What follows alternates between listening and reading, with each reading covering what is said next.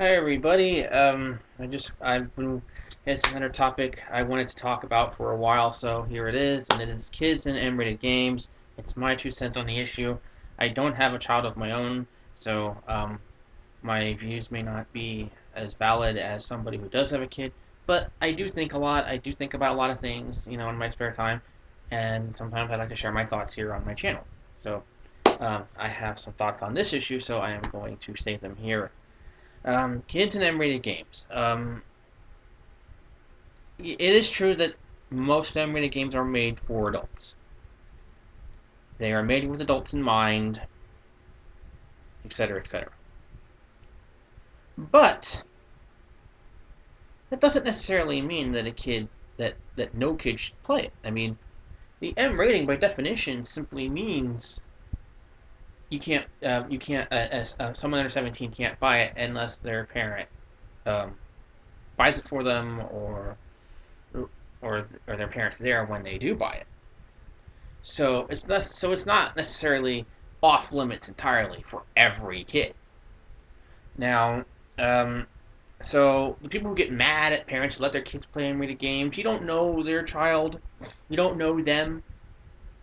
Their child might be mature enough for it, or their parent might not believe in the whole morality thing we have, which is you know subjective and opinionated anyway. For example, um, if you watch kid shows in Japan, there's content in them that you would not see on kid shows in America. So again, it's a cultural thing. Therefore, it's not based on fact. It's based on culture, which is really just when you think about it, just a unified opinion. Um, anyway, so there you go. However, what there might be a problem with for some people is that there are parents who won't let their kids watch an R-rated film or television, but they're clueless when it comes to games. They're completely clueless, and yes, that's not good. No, it's not good to be clueless. You need to keep yourself informed on that so you don't get any, surprises. And there's a lot of information out there to help you with that. Like not just the ratings, but apps reviews and et cetera, et cetera. One review site I would definitely recommend is Legendary Carmine, like Side Story Games. They don't really count language unless it's excessive, but everything else they count and they show and they explain in better detail than a lot of other sites do. But one aspect that of gaming that is different from other forms of media is in other forms of media everything's exactly the same, but that may not be the same. That may not hold true with video games. Not the experience might be different, could vary in games because you have all these different modes. Some of these games are open world. Some of them are one kid might run into things that their parent may not like a lot more than someone else. Let's say one person who plays Grand Theft Auto goes to the strip club, the other person does not go to the strip club, therefore, not everybody sees the same thing when they play the game. So that's that's something to keep in mind as well. But if you ask me personally, now I don't have a kid of my own, so I wouldn't know unless I had a kid of my own, and also whether or not I would be with somebody else to if I would be raising it with someone else. Because obviously I don't think I wouldn't want to. I would want to make sure that if I was raising a child with another person, that we would be unanimous on what they would be allowed to see. That way, they can't pit us against each other. Um, but I don't believe in. I believe that morality is subjective because it's based on culture, as I said earlier. So therefore, I necessarily wouldn't keep my kid away from this stuff as much as I would rather, at least for some of the heavier themes, help them understand it by being there with the kid when they do play it. So when they play Bioshock Infinite and the scene with the interracial couple comes on, and I'll be there with the kid while they're playing it, and he or she obviously has to make a decision at that point, and I would ask them, why did you make the decision? Why did you throw the ball at the announcer? Why did you throw it at the couple? Why didn't you throw the ball? Did you realize there was a prompt there? Etc. Because some people miss prompts. But Here's the real key, I think, when it's all said and done. The real crux of the matter when it comes to parenting, to me at least, it's not whether or not you let your kid watch or play something. It's about, are you there? Are you spending time with your kid or not? Are you involved? Do you know? Are you a part of their world? Are they a part of yours? For example, and here's I'm going to give two examples here. Um, One I think is a great parent, and the other not so much. And these are actual people, but I'm not going to give names or anything. There's one group where um, you have a father and a kid. The father lets his kid play some animated games, but the father is doing, when they do live streams, the father and the son are doing it together. They're spending time together. They're bonding, and you know, yet you have this other group where it's a mom and a child. The mom tells the child to quit bugging her. The child is like, "Quit bugging me. I'm doing a live stream."